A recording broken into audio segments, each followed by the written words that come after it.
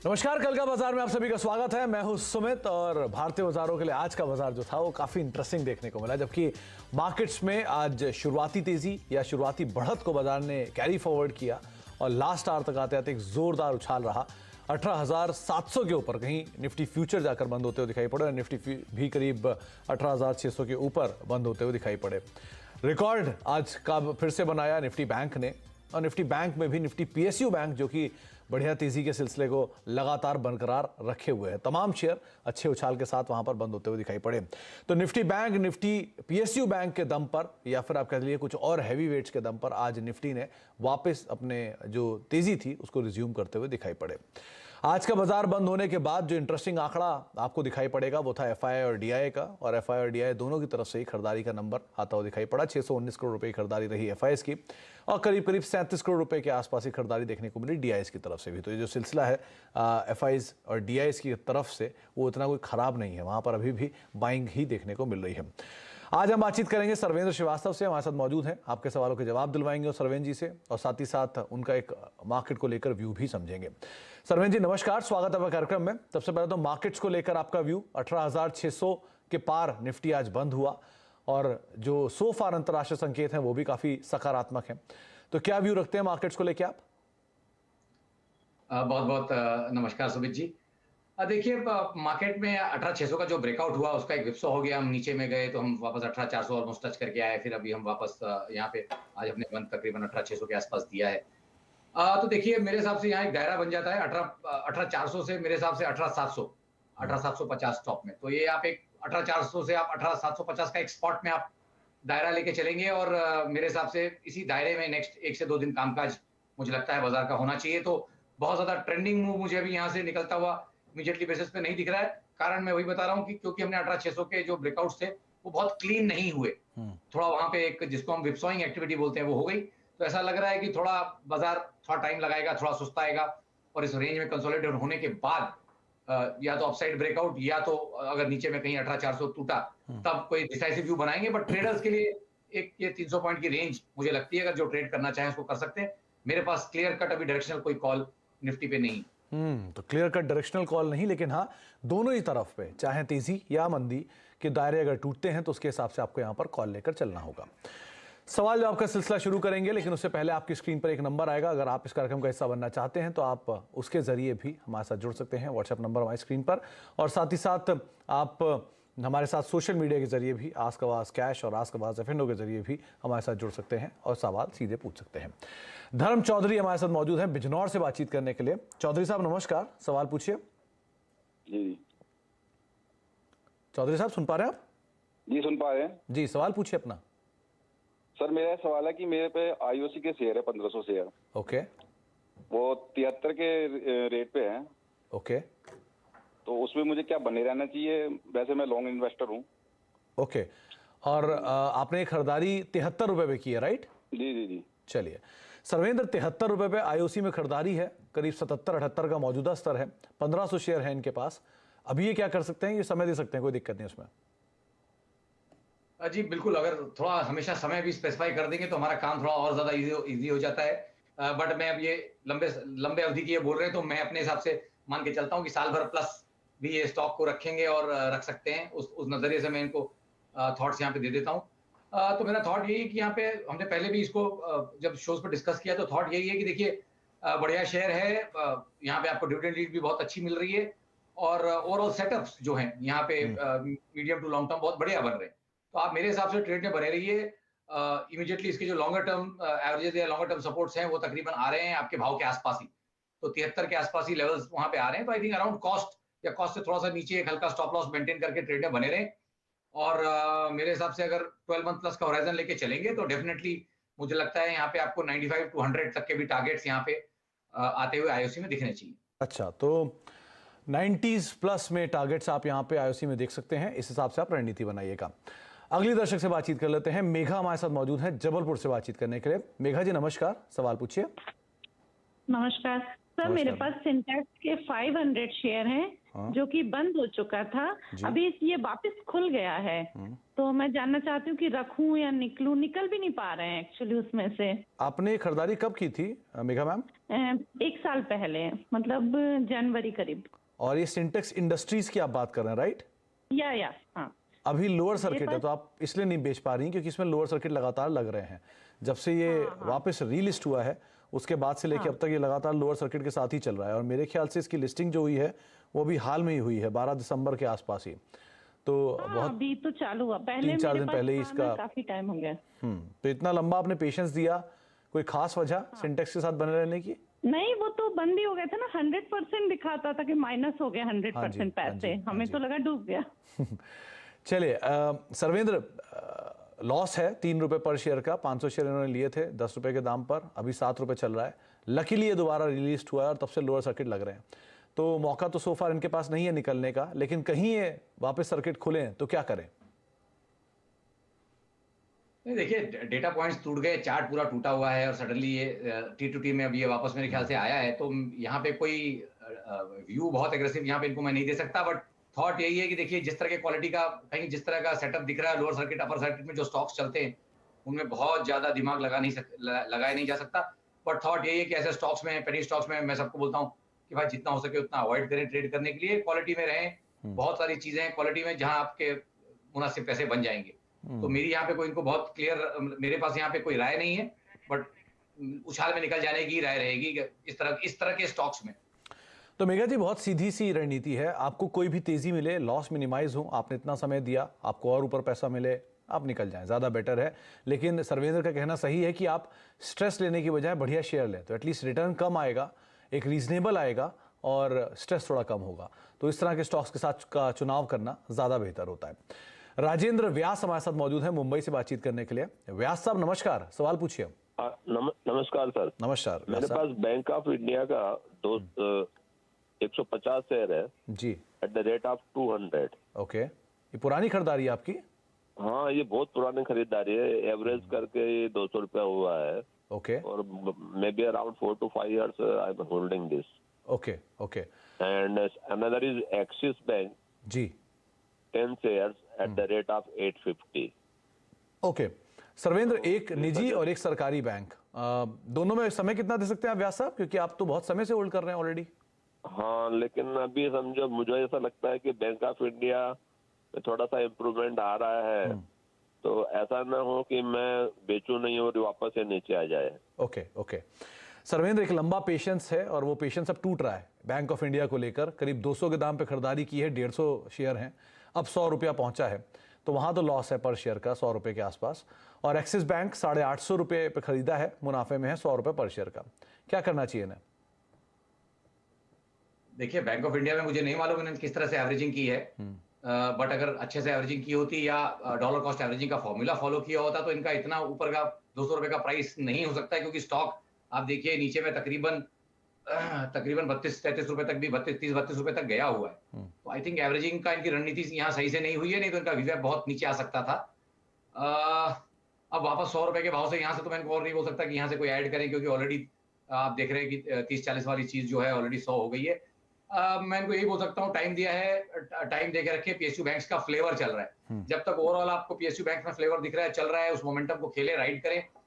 और current setups में I think ध्यान लेके चलें कि यहाँ पे तकरीबन अभी तो बहुत शार्प मोमेंटम है, तो स्टॉप लॉसेस थोड़े दूर आएंगे।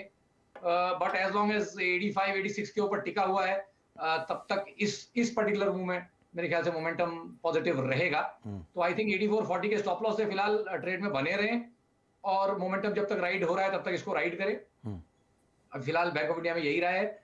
और एक्सिस बैंक में थॉट ये है कि भाई ये इनका बढ़िया ट्रेड है, और मेरे हिसाब से ट्रेडिंग स्टॉप लॉस के माध्यम से यहाँ पे भी बने रहें। अगर किसी कारण से 900 के नीचे वापस फिसलता है क्लोजिंग ओनली पे, तो ही यहाँ पे चिंता का बात बनेगी शॉर्ट टर्म, नहीं तो I think short term, medium term, long term axis bank के सेटअप्स फिलहाल ऊपर के लग रहे जी। सो इवन दो 940-950 के आसपास थोड़ा प्रेशर है, बट क्योंकि ट्रेड में मुनाफे में, इसलिए मैं इनको बने रहने की राय दे रहा हूँ। तो दोनों ट्रेड्स के अंदर आप बने रहें, स्टॉप लॉसेस को फॉलो करें स्ट्रिक्टली, और जो मोमेंटम है उसे राइड करें, ज़्यादा बेटर रहेगा। महेश हमारे साथ मौजूद हैं अहमदाबाद से। महेश जी नमस्कार, सवाल पूछिए। नमस्कार सुमित जी। नमस्कार महेश जी, जी सवाल सर पूछिए। बोलिए। क्या सवाल है मेरा टाटा मोटर्स के लिए था, 403 में लिया हुआ है और ये मूरा ट्रेडिंग में सीएनबीसी पे ही लिया था। आपका? ओके, और अभी आप कितना समय से और दे सकते हैं महेश जी? एक्चुअली 1 साल तक दे सकता हूँ। तो मतलब अगले मुहूर्त तक आप इसे बेचेंगे, राइट? जी। ओके, सर्वेंद्र 403 पे इन्होंने खरीदारी की है टाटा मोटर्स की, 1 साल का समय दे सकते हैं, मुहूर्त पे इन्होंने खरीदारी की थी और 418.19 चल रहा है। 15 रुपये 16 रुपये पर शेयर का मुनाफा है। लार्जली अंडर परफॉर्मर, लेकिन फिर भी इनको मुनाफा है। तो अभी क्या करना चाहिए टाटा मोटर्स की पोजीशन में? कंपनी की क्वालिटी में कोई सवाल नहीं है, बट प्राइस को लेकर इशू है, तो क्या करें? देखिए, बेसिक टेम्पलेट जब कोई मुझे बोलता है कि भाई 12 महीने प्लस का लॉन्ग टर्म वाला व्यू है, तो आई थिंक बेसिक टेम्पलेट ये रहता है कि मैं ये बोलूंगा कि भाई मैं उस 1 साल में 25 से 30% कमाना चाहूंगा। अगर मुझे मैंने स्टॉक्स लिए तो मेरे मंशा ये रहेगी कि मैं 25 से 30% कमाऊं। तो उस एंगल से अगर मेरा टारगेट यहाँ पे अगर इन्होंने 403 में लिया और ये सोचते हैं कि भाई मैं इसमें कम से कम 25% कमाऊं, तकरीबन 100 रुपए और ऊपर में यहाँ पे मैं कमाऊं, तो उस नजरिए से इनको स्टॉप लॉसेस थोड़े वाइड इनको ढूंढने पड़ेंगे, क्योंकि अगर आप कोई चीज में 20-25% कमाना चाहते हैं तो 8-10% के ड्रॉडाउन के लिए भी आपको 1:2 के रिस्क रिवॉर्ड के हिसाब से आपको मोटा मोटी 10% के ड्रॉडाउन के लिए रेडी होना चाहिए। तो उसके अंदर के दायरों के हमको यहाँ पे इनके लिए स्टॉप लॉस ढूंढ के देने पड़ेंगे। और मेरा थॉट यहाँ पे ये है कि जो हमने फिलहाल अभी जो एक क्लस्टर रखा 390 के आसपास, वहां पे अच्छे सपोर्ट्स बने हैं। वहां पे इसने जाके 10-12 दिन वहां पे इसने कामकाज किया, सपोर्ट लिए उस एरियाज में।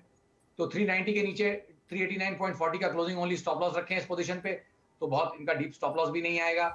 थोड़ा सा डिफेंसिव होना चाहे तो 384.40 भी रख सकते हैं, बट उस एरिया में इनको कहीं एक स्टॉप लॉस रखना है और पोजीशन में बने रहना है 1 साल के लिए, और मान के चलना है कि 500-510 के टारगेट्स यहाँ पे ऊपर में टाटा मोटर्स में आने चाहिए।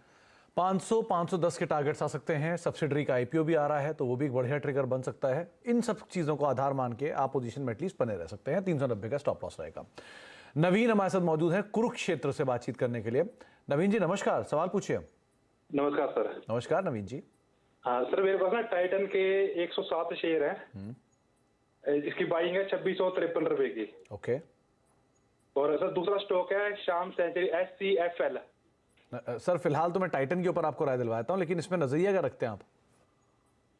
सर कोई इशू नहीं है, मार्जिन चाहिए लॉन्ग टाइम और कोई दिक्कत नहीं है इस तरह की। Okay. Sarvendra, Titan Tata group का एक और ज्वेल इन्होंने खरीद रखा है करीब 2657 के दाम पर। 2575 का मौजूदा स्तर है, 100 शेयर है। समय की कोई दिक्कत नहीं है, क्या करना चाहिए ना? नहीं, बहुत बढ़िया है कि समय की दिक्कत नहीं है, लेकिन फिर इस स्टॉक को इंडिविजुअली देखेंगे। जैसे भी टाटा मोटर्स देखा, फिर 12 महीने के लिए सोचूं तो बेस्ट केस यहाँ पे मुझे क्या दिखता है? मुझे बेस्ट केस यहाँ पे ये दिखता है कि भाई 2750-2800 के बहुत ज्यादा ऊपर जाने की गुंजाइश इस सेटअप में नहीं लग रही है। तो नेक्स्ट इमीडिएट में देखूं यहाँ से 6 महीने की क्लैरिटी, तो मुझे लगता है कि इसमें जगह है कि ये 2175-2100 की तरफ भी फिसल सकता है, बनिस्पत ये 2750 के ऊपर नहीं जावे। तो ऊपर में मोटा मोटी 150 पॉइंट का ही मेरे को लग रहा है कि गेन पॉसिबल है, बट डाउनसाइड्स भी इक्वली आई थिंक मुझे लगता है कि यहाँ पे अगर 2100 जाता है तो तकरीबन यहाँ से आपको 450-500 पॉइंट की डाउनसाइड दिख जाएगी। तो रिस्क रिवॉर्ड इसके फेवर में नहीं है लॉन्ग रहने के मेरे हिसाब से। तो टाइटन में अगर उछाल में अगर ये भाव के आसपास निकलना चाहें तो मेरे हिसाब से टुवर्ड्स इनके कॉस्ट की तरफ जब बाउंस आया 2700-2750 के एरिया में यहाँ पे निकल जाने की कोशिश करें। नेक्स्ट से 3-6 महीने में या साल भर में ये एक अंडर परफॉर्मिंग बास्केट का स्टॉक मेरे हिसाब से हो सकता है। तो आपको रणनीति टाइटन के संदर्भ में दी गई है और आप उसके अकॉर्डिंग अपने जो पोजीशंस आपको सर्वेंद्र ने बताई है उसके अकॉर्डिंग कॉल ले सकते हैं। संजय कुमार हमारे साथ मौजूद हैं बिहार से बातचीत करने के लिए, पटना से। संजय जी नमस्कार, सवाल पूछिए। हेलो जी संजय जी, सवाल सुन पा रहे हैं आपको, सवाल पूछिए। जी नमस्कार सर। नमस्कार संजय जी। सर हमारे पास कुल 3 प्रश्न हैं। सर हमारे पास सर 29 शेयर एम्फेसिस के है सर। ओके। 2092 रुपया 48 पैसा पे जी। और सर दूसरा क्वेश्चन है कि पारादीप का सर हम वो 200 से 300 के टारगेट के लिए हम उसको बाई करना चाहते हैं। ओके। और सर एम्बो एग्री। सर मैं 2 सवाल आपके ले लेता हूं संजय जी, लेकिन दोनों में आपका नजरिया क्या है ये बता दीजिए बस। सर अभी फिलहाल जो हमारे पास एम्फेसिस का शेयर है उसका शॉर्ट टर्म है सर। और नहीं कितने समय के लिए आप बने रह सकते हैं दोनों में ही? सर वो मैक्सिमम 6 महीना। 6 महीना, ओके। सर जिसको हम बाई करना चाहते हैं एम्बो एग्री और पारादीप को, उसके लिए सर लगभग 5 से 6 साल। ओके, तो सर्वेंद्र, एक है एम्फेसिस, 29 शेयर हैं, करीब 2092 के दाम पर, सो फार 100 रुपये पर शेयर घाटा है, 6 महीने का नजरिया है। दूसरा पारादीप फॉस्फेट, हाल की लिस्टिंग है, उसमें भी ये निवेश करना चाहते हैं और उसके लिए नजरिया इन्होंने शायद 5 से 6 साल बताया अपना। तो क्या करना चाहिए इन दोनों में? जी देखिए, एम्फेसिस में तो डेटा है उतना जहाँ पे उसमें एक लॉन्ग टर्म बढ़िया कुछ रुझान निकाला जाए। और थॉट यहाँ पे ये है कि देखिए भाई, आईटी का जो प्रेशर पॉइंट है और आईटी में इस साल के जो ईयरली क्लोजेस आ रहे हैं, अज्यूमिंग कि आज हम 13 तारीख पे हैं, एक 14-15 दिन और बाकी हैं, तो इसके ईयरली के संकेत और ईयरली के रुझान कोई बहुत इंकरेजिंग नहीं आ रहे हैं। तो थॉट यही है कि देखिए, मैं अगर यहाँ से प्रोजेक्शन करूँ 12-18 महीने का, तो मुझे लगता है कि वर्स्ट केस में नीचे में आई थिंक वर्स्ट केस में मुझे लगता है कि ये फिसल सकता है 1750 की तरफ भी नेक्स्ट 3 से 6 महीने में, क्योंकि जो इन्होंने व्यू दिया उसके हिसाब से। और बेस्ट केस मुझे यहाँ लगता है कि 2250-2300, तो अपनी रेंज के कहीं मिडिल पार्ट में कहीं चल रहा है। मेरा थॉट इनको यही रहेगा कि थोड़ा मुनाफे में अगर इनके भाव से आए या 100-101 पॉइंट ऊपर में इनका बन रहा हो, तो आई थिंक वहां पे इनको प्रॉफिट बुक करके निकलना चाहिए।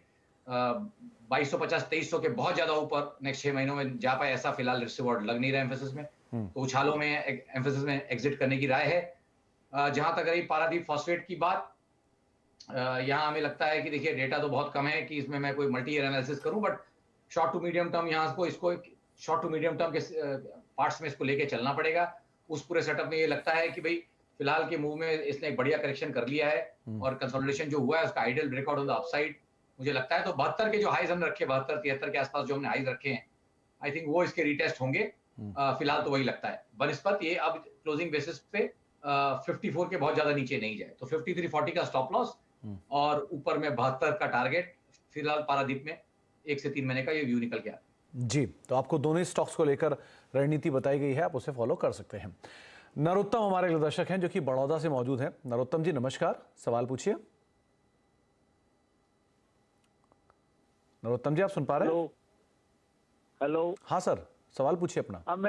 मेरा आईटी सॉरी इन्फोसिस मेरा है 60 share eight the rate of 1722 रुपया का, क्या करे? आगे खरीदे इसी रेट के हिसाब से एवरेज करे और इसको क्या करे? कितना टाइम समय दे सकते हैं ना नरोत्तम जी? हाँ जी। ओके, तो सर्वेंद्र, इन्फोसिस 1722 के दाम पर खरीदारी है, 150 रुपया की खरीदारी से नीचे है, समय की कोई पाबंदी नहीं है, समय दे सकते हैं, क्या करना चाहिए ना? नहीं देखिए, अच्छे स्टॉक्स में अब इतनी ऊपर की खरीदारी है और थोड़ा अच्छा स्टॉक था, अगर थोड़ा नीचे में एवरेज करते तो आज इनकी वीवेब बेस्ड कॉस्टिंग थोड़ी नीचे आ जाती जब 1350 के आसपास गया था। बट अभी वापस अपनी ओवरऑल रेंज के बीचों बीच है। दुविधा यहाँ खड़ी हो जाती है कि ओवरऑल रेंज अगर इसकी आप देखें नेक्स्ट 6 से 12 महीने की, तो वर्स्ट केस में नीचे में 1350, ऊपर में बेस्ट केस 1950 पे मल्टीपल टॉप्स, तो उस मोटी मोटी रेंज के बीच में कहीं 1600 पे खड़ा हुआ है। तो थॉट यही है कि आई थिंक इनका प्राइस है उससे थोड़ा ऊपर पॉसिबली जा सकता है। बट आईटी में जैसे मैंने अभी पिछले स्टॉक में ही बोला कि ईयरली के रुझान थोड़े नेगेटिव आ रहे हैं, तो अब ईयरली क्लोज के बाद हम उसमें एक क्लियर स्टांस और बना सकते हैं, बट रुझान थोड़े नेगेटिव है। ओवरऑल आप यूएस का भी पकड़ेंगे तो आई थिंक आईटी स्पेस का रुझान नेगेटिव है, वहां पे खाली बाउंसेस आ रहे हैं, उतने स्ट्रांगली बाजार रैली नहीं कर पा रहा है आईटी स्पेस में। तो I think as long as उधर प्रेशर बना रहेगा, इंडियन आईटी पे भी थोड़ा प्रेशर या अंडर परफॉर्मेंस आपको 2023 में एटलीस्ट फर्स्ट हाफ में कैरी फॉरवर्ड मिल सकती है। तो अंडर परफॉर्मिंग बास्केट की लिस्ट रहेगी नेक्स्ट 3 से 6 महीने के लिए। उछालों में मेरे हिसाब से निकलने की कोशिश करें भाव के आसपास। जी, तो रणनीति आपको बता दी गई है इन्फोसिस को लेकर, आप उसको आधार मान सकते हैं और एक फंडामेंटल व्यू भी इफ इन केस आप चाहें तो वो भी इसके ऊपर जरूर ले सकते हैं। साफवान हमारे साथ मौजूद हैं उडुपी से बातचीत करने के लिए, कर्नाटका से। साफवान जी नमस्कार, सवाल पूछिए। नमस्कार सर, नमस्कार, good evening. Good evening sir. आपका चैनल देख रहा हूँ सर, तकरीबन 6 मंथ से देख रहा हूँ, बहुत मजा आता है देखने में। Thank you sir, thank you, हमें देखने के लिए, हमें सराहने के लिए बहुत बहुत शुक्रिया सर। सवाल पूछिए सर। और आपका जो डिस्कशन रहता है हमारा यहाँ पे, तकरीबन कभी मार्केट लाल रंग का हो जाता है तो हमारा पसीना छूट रहा होता है और आप वहाँ पे मजे में बात करते हैं स्टूडियो में, बहुत मजा आता है सर। मतलब पैसा सब कुछ नहीं होता है, तो जिंदगी को जीना चाहिए ना सर, उस हिसाब से आप बात करते हैं, बहुत मजा आता है देखने में। साफवान सर, बाजार में मंदी ही हमेशा खरीदिएगा, तेजी हमेशा बेचिएगा, तो आपको भी शायद इतना अजीब ना लगे।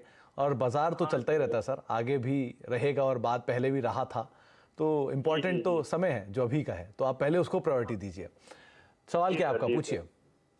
मेरा सवाल ये है कि मैंने इन्फोसिस रिलायंस का 200 क्वांटिटी लिया हुआ है 2650। ओके, तो क्या उसको मुझे होल्ड करना चाहिए सर? और समय आप क्या दे सकते हैं इसको? तकरीबन एक 4-5 मंथ। 5 महीने तक। सर्वेंद्र, इनके पास है रिलायंस इंडस्ट्रीज, देश की सबसे बड़ी कंपनी। खरीदारी जो इनकी दाम है वो उसके ऑलमोस्ट करीब ही है, तो बहुत ज़्यादा नहीं, 1% की खरीदारी से नीचे है। 200 शेयर हैं और ये समय दे सकते हैं करीब करीब 6 महीने का। कंसीडरिंग जो मार्केट का व्यू है आपका, और क्योंकि ये सबसे बड़ा हैवी वेट है उसमें, तो किस तरह का आप रणनीति रखने की सलाह देंगे इन्हें रिलायंस इंडस्ट्रीज को लेकर? देखिए, काफी सारे स्टॉक जो आज हमने डिस्कस किए मोटा मोटी अपने रेंजेस के बीच में चल रहे हैं। तो अगर आप देखें रिलायंस के केस में भी अगर आप देखें तो इस साल का अगर आप गए 12 महीने का सेटअप देखें तो बेस्ट केस में ऊपर में 2800 के आसपास या उससे थोड़ा ऊपर आपको टिक्स दिखेंगे, और आपको बॉटम एंड पे आपको दिखेगा कि तकरीबन 2350 के आसपास तक कहीं गिरता है। ये राउंड मोटा मोटा फिगर्स है। तो आई थिंक अगर 2800 से लेकर 2350 की रेंज है तो उसके मोटा मोटी फिर हम 2600 पे कहीं उसके बीचों बीच हम कहीं खड़े हुए, slightly towards the upper and, थोड़ा बायस अपवर्ड शिफ्ट है, बट मोटा मोटी ऊपर में 200 पॉइंट और नीचे में भी आपको तकरीबन 300 पॉइंट की जगह है। तो आई थिंक रेंज के बीचों बीच है।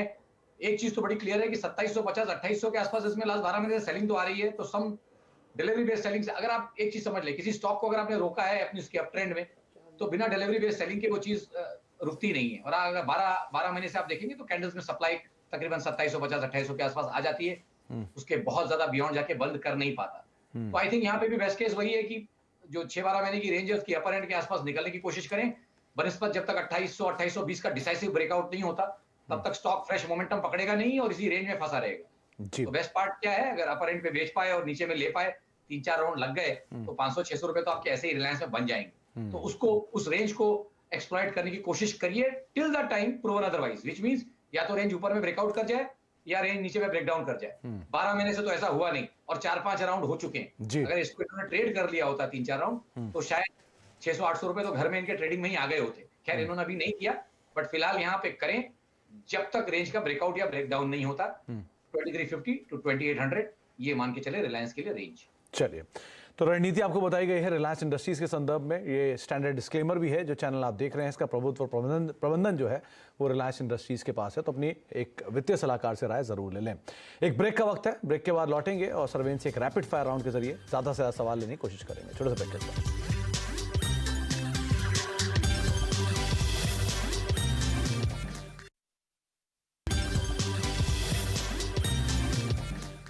अब देख रहे हैं कल का बाजार, और समय का थोड़ा अभाव है इसलिए ज्यादा बातचीत अब कॉलर्स को लेकर तो नहीं कर पाएंगे, लेकिन सर्वेंस जाने से पहले एक व्यू आपका जरूर लेना चाहेंगे, स्पेशली निफ्टी बैंक पर। आपने काफी बुलिश साउंड किया उसके ऊपर, तो निफ्टी बैंक को लेकर आपके व्यूज क्या है?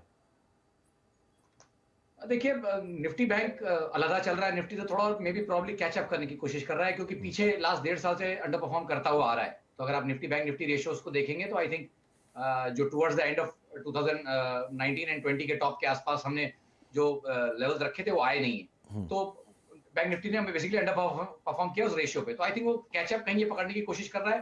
तो आज का बंद ब्लू स्काई टेरिटरी में है, और आप अगर उसको देखेंगे तो लग रहा है कि जैसे 44 के ऊपर डिसाइसिवली बंद आएगा तो आपको 300-400 पॉइंट का और उछाल बैंक निफ्टी में मिल सकता है। तो अगर वो ब्रेकआउट में कोई ट्रेड करना चाहे तो जब 44 के ऊपर बंद आए तो उस समय आप 4380 के स्टॉप लॉस से 44,350 to 44,400 के लिए बैंक निफ्टी में एक ट्रेड बिठा सकते हैं। बट अभी वो संकेत आए नहीं है डिसाइसिवली, क्योंकि बंद उसके ऊपर नहीं आया जी।